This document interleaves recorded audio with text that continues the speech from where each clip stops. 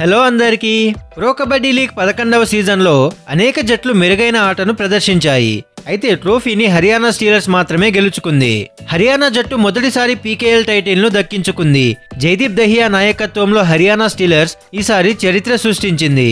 అయితే PKL 11వ season సమయంలో అనేక దిగ్గజ ఆటగాళ్లు మైదానంలో ఉన్నారు. వీరిలో కొంతమంది తమ జట్లకు నాయకత్వం వహించారు. అయితే 11వ సీజన్లో కొన్ని జట్ల కెప్టెన్లు అంచనాలను అందుకోలేకపోయారు. వారి ప్రదర్శన బాగోలేకపోవడం వల్ల 12వ సీజన్కు ముందు వారిని విడుదల చేయాలని జట్లు భావించవచ్చు. ఇప్పుడు అలాంటి ముగ్గురు కెప్టెన్ల గురించి తెలుసుకుందాం. నంబర్ 3 సురేందర్ గిల్, యూపీ యోధా పీకేఎల్ 11వ సీజన్ కోసం సురేందర్ గిల్ ను తమ కెప్టెన్ గా ఎంపిక చేసింది. కానీ అతను ఎక్కువ మ్యాచ్లు ఆడలేకపోయాడు. మొత్తం 11 మ్యాచ్లలో ఆడిన సురేందర్ గిల్ కేవలం 47 పాయింట్లే సాధించాడు.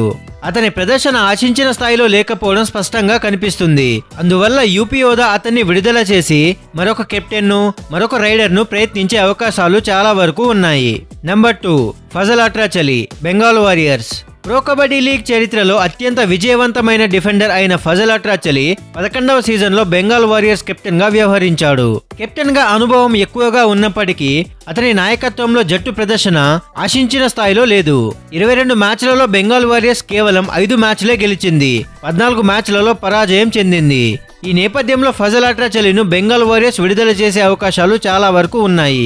ఇక నంబర్ 1 వచ్చేసి పర్దీప్ నర్వాల్, బెంగళూరు బుల్స్.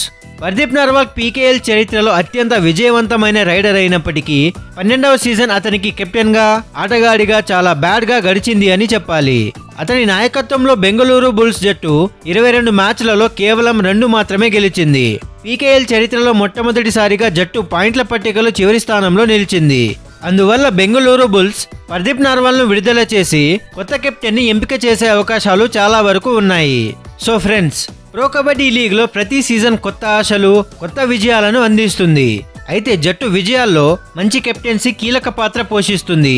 సురేందర్ గిల్, ఫజల్ అట్రాచలి, పర్దీప్ నర్వాల్ వంటి గొప్ప ఆటగాళ్ల ప్రదర్శన 11వ సీజన్లో ఆశించిన స్థాయిలో లేకపోవడం వల్ల జట్లు కొత్త మార్పులను పరిశీలించవచ్చు.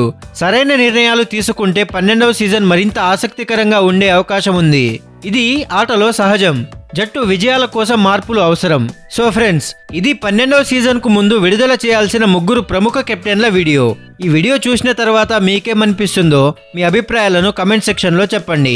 మీకు కనుక ఈ వీడియో నచ్చినట్లయితే లైక్ చేసి కబడ్డీ ఫ్యాన్స్ కి, ప్రో కబడ్డీ లీగ్ ఫ్యాన్స్ కి ఈ వీడియోని షేర్ చేయండి.